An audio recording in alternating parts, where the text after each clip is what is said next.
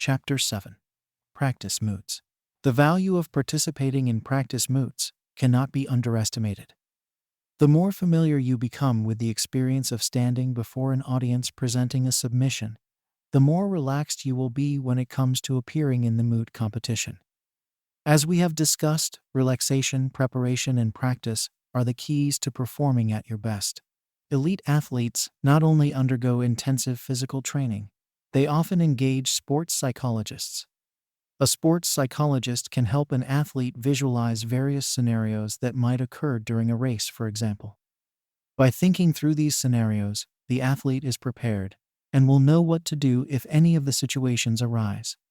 While moot participants would rarely, if ever, call upon a psychologist, there are similarities in our preparation techniques.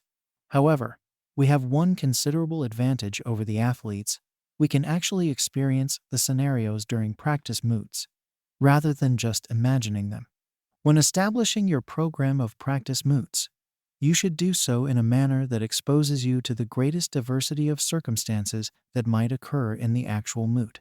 When to start doing practice moots. You should begin practice moots as early as possible in the process of preparing for the competition. This is particularly important if you have little or no previous mooting experience. If you begin to articulate your arguments in the face of questioning, this will help you develop those arguments during the written stage as well.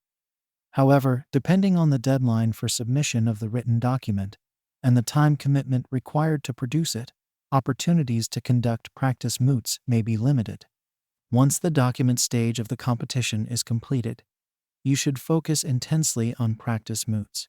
It is a sensible idea to allocate the responsibility for scheduling practice moots to one person within the team. This person will need to ensure that everyone participates in an equal number of practice moots. The same person should be responsible for coordinating moot masters. We discussed the different types of practice moot masters you should look for below.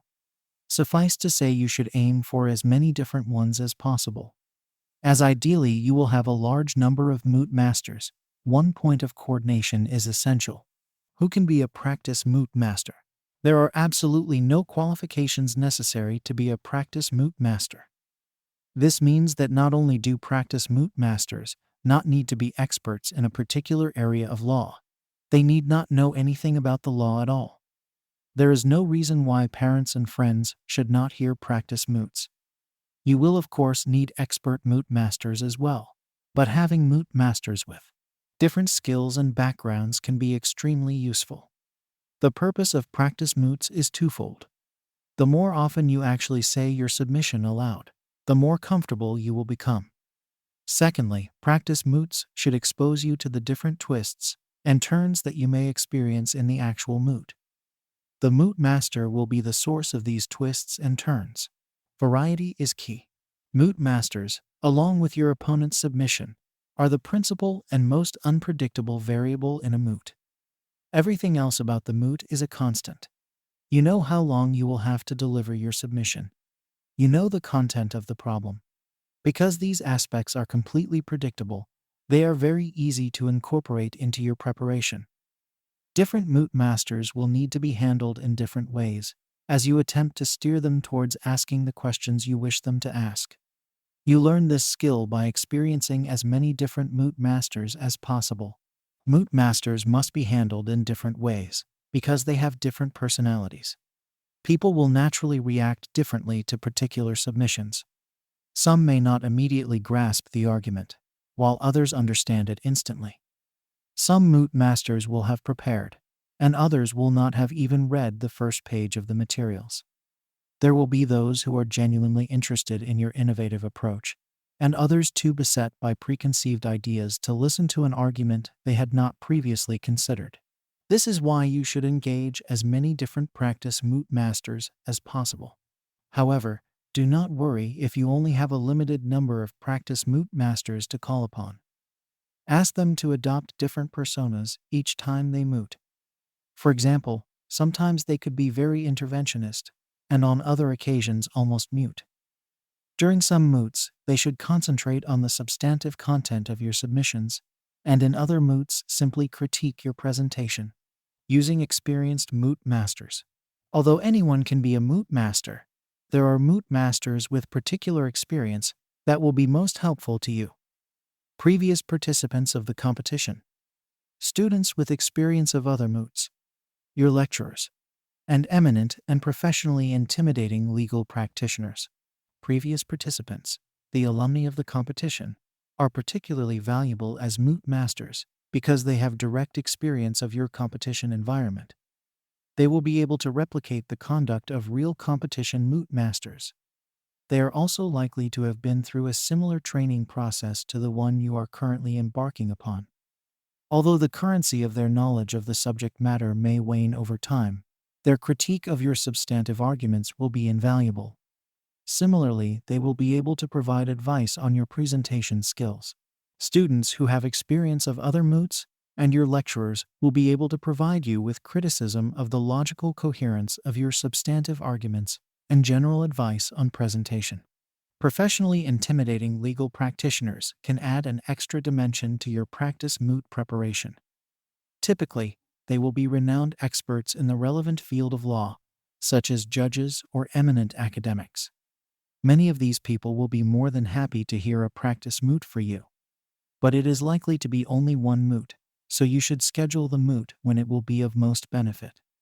To ensure that you are not wasting their time or yours, it is best to schedule moots with these moot masters in the final stages of your preparation.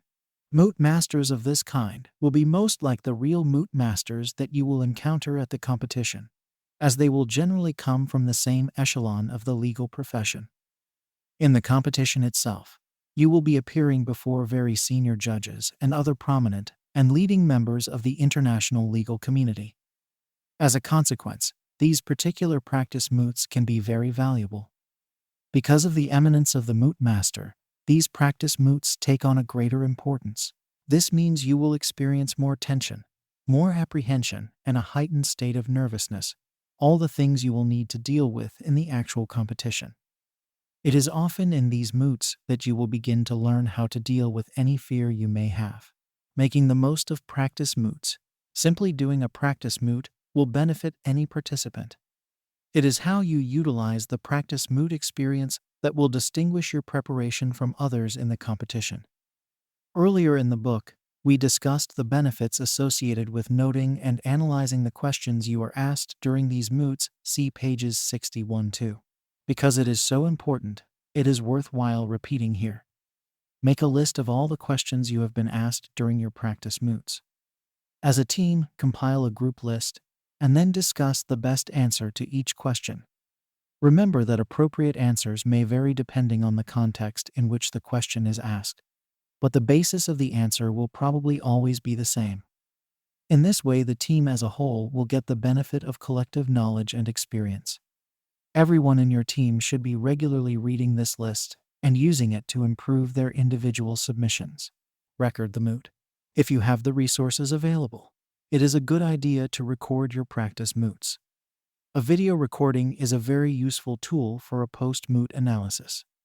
If everyone is aware the moot is being recorded, it will curb their inclination to interrupt the moot to offer comment or criticism. Afterwards, you can simply review the videotape, pause it appropriately, and discuss how a particular question was answered. When you are preparing to videotape a moot, you should ideally position the camera in such a way that you can see all advocates at once.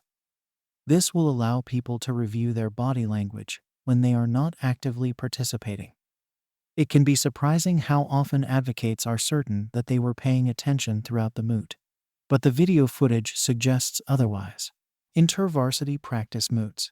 In some competitions, there may be an opportunity to conduct practice moots with other university teams before the competition itself. Sometimes referred to as pre-moots, these are often amongst the most valuable practice moots your team will do if they are conducted in the right manner. A pre-moot provides an opportunity for you to test yourself against an unfamiliar opposition. Mooting against your own teammates occurs in a false environment because you are already intimately acquainted not only with their arguments, but with how they will run those arguments. As a consequence, your response, even if you are genuinely responding, will always have an element of premeditation. In a pre-moot, You will be familiar with most of the arguments that will be raised by your opposition, but how they are actually presented will be unpredictable. Thus, it is an opportunity to really work on your ability to respond. Pre-moots inevitably raise concerns that you will be revealing your arguments to your opposition in advance of the competition itself. While this is an understandable concern, it is not one of any real consequence. You should never conduct a pre-moot against a teams you know with certainty you will be facing in the competition. However, you may well find that you do meet some of your pre-moot partners in the finals. This may at first seem a little unfortunate, but may not be avoidable. There are two principal reasons why it should not be of great concern. First, it is very unlikely another team will be able to implement, overnight, an argument you have been developing for months. Second, if you have followed the advice given earlier in this book, you will already have an argument that overcomes that point. Despite this advice, participants will undoubtedly still struggle with the decision about whether or not to run all their arguments. The best place to seek an answer to that question is with a moot master. If the moot master is someone whom you know will be subsequently judging in the actual competition, it is probably a sound idea to run any of your more controversial arguments. Gauge the response. Was it summarily dismissed, or did it create interest? Forget that the other team is listening, and make the most of your opportunity. If you happen to benefit another team, be proud that your argument was considered worthy. Make no mistake, it will be painful if you see a team you met in a pre-moot using your arguments in a final, but the benefits of these moots do generally outweigh that risk.